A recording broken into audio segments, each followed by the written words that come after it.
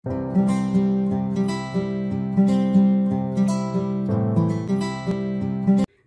عليكم ورحمة الله وبركاته. ازيكم حبايبي؟ عاملين ايه؟ يا رب تكونوا بخير وفي احسن حال. النهارده معانا حلويات على طبلية سوزي، عاملين حبة بفتيك يستاهلوا بقكم بتتبيلة حلوة قوي وبطريقة جميلة ان شاء الله تعجبكم وتنور رضاكم، وحبة مكرونة كده سباكيتشي وحبة سلطة خضراء. يلا بينا نسموا الله ونخش نشوف وصفتنا عبارة عن ايه. ادي حبايبي اللحمة بتاعتي اهي، البفتيك زي ما انتم شايفين. ده نص كيلو. هنشوف بقى دلوقتي هنعمل فيه ايه. يلا بينا نشوف الخطوات مع بعض. حبايبي انا جبت كيس تلاجة وفتحته، وهبتدي اللي انا ادق كده الحتت اللي هي التخينه، يعني ارققها كده ايه بسيط. ولو الجزار هو دققها لك يبقى ما فيش داعي ايه للخطوه دي.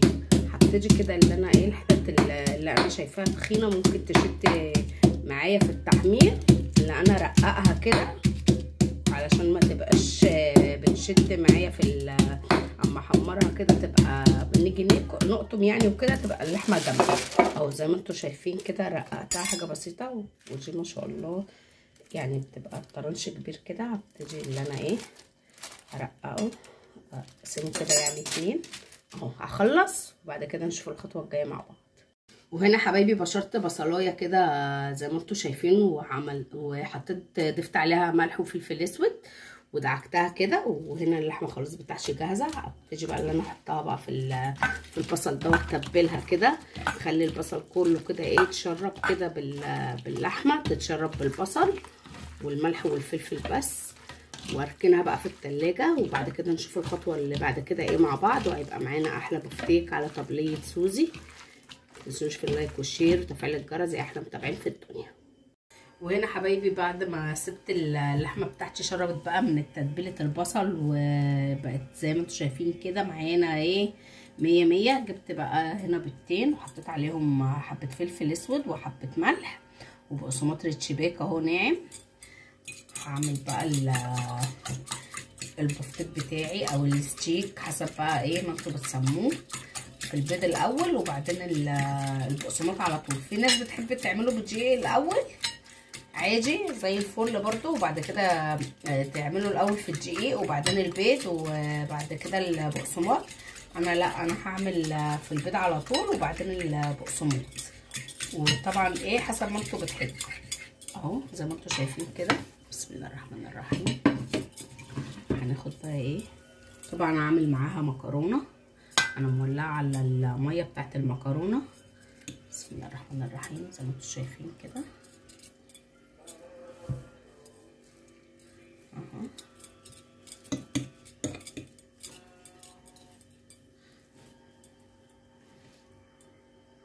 نصفى بس من البيض كده شويه، وبعدين نيجي بقى ايه على البقسماط.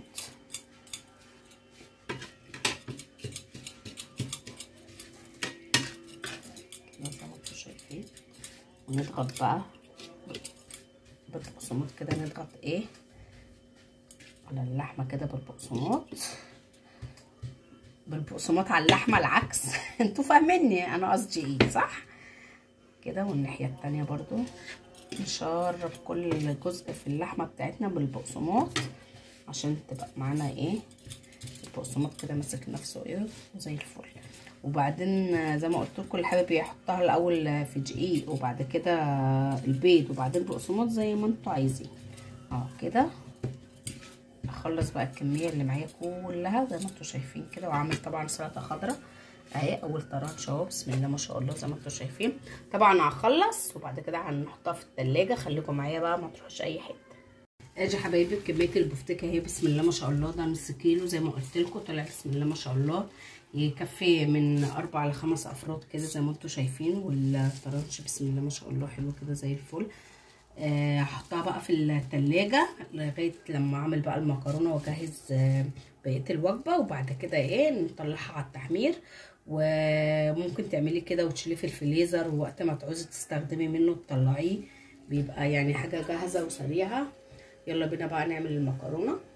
وادي حبايبي ميه المكرونه اهي زي ما انتم شايفين، حاطه فيها ملح وزيت. بسم الله الرحمن الرحيم. هنزل بقى بالمكرونه كده. دي مكرونه اسباجيتي كده زي ما انتم شايفين. انا بحب اقسمها على جزئين ما بحبش احطها بالطول زي ما هي، اسيبها بقى تتسلق. بعد كده ايه نشوفوا الصلصه بقى واحنا بنعملوها ايه مع بعض. ادي المكرونه حبايبي بتاعتي اهي اتسلقت اهي زي الفل. هروح بقى اصفيها، يلا بينا.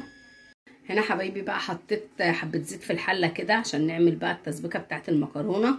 انا بحبها بالزيت، اللي حابب يحط سمنه براحته، اللي حابب يحط سمنه وزيت براحته. انا بحبها بالزيت. معايا صلصه هنا طلعت، كانت بقيت حته عندي برده في الفريزر، وعصرت عليها برده حبه. بسم الله الرحمن الرحيم.